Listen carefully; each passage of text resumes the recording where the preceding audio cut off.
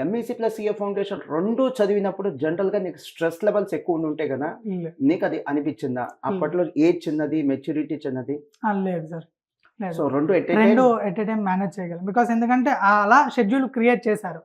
MEC ఎన్ని marks వచ్చినియి? CA foundation ఎన్నొచ్చినియి? MEC 967 very good. ఆ! And CA foundation 321. 2 మంచి స్కోరే.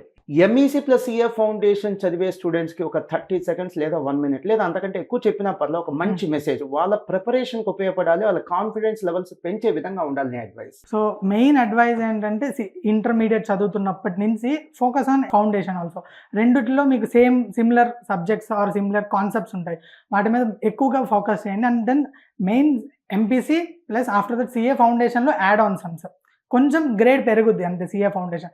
సో ఎంఈసీ చదివేటప్పుడే నేను సీఏ ఫౌండేషన్ కూడా కంప్లీట్ చేయమని చెప్తాను. ఆ సిలబస్ యాజ్ ఆన్ వెన్ ఎప్పుడైతే మీరు డే వై వన్ థింగ్ ఏ రోజు జరిగిన క్లాస్ ఆ రోజు రివైజ్ చేయాలి. ఆ రోజు రన్నింగ్ నోట్స్ కంపల్సరీగా రాసుకోవాలి.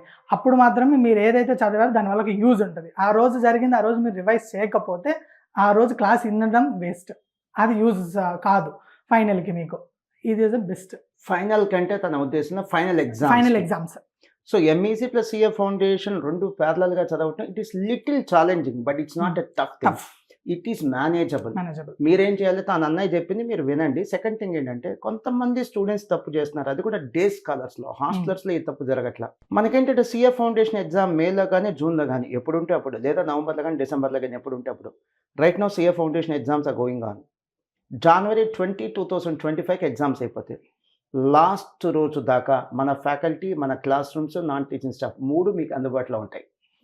ఆ క్లాస్ రూమ్స్ వేరే వాళ్ళకేమో ఆ ఫ్యాకల్టీని వేరే వాళ్ళకి అలాట్ చెయ్యము. Right now the study hours are going on for the students who are appearing for the January 2025 CA foundation exams.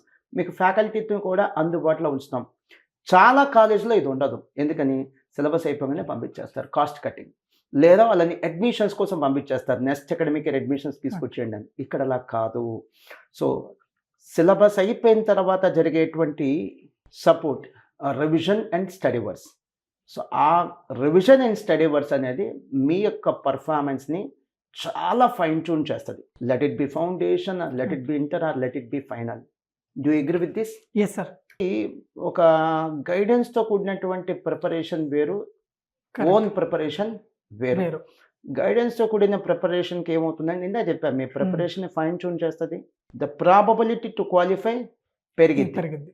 వెరస్ ఓన్గా ప్రిపేర్ అయితే పాస్ అవ్వరని నేను చెప్పను. ప్రాబబిలిటీ టు క్వాలిఫై తగ్గింది. రిస్క్ తీసుకోవటమే, అంతకంటే లేదు. రిస్క్ తీసుకోవద్దు. Do agree with this or not? Yes.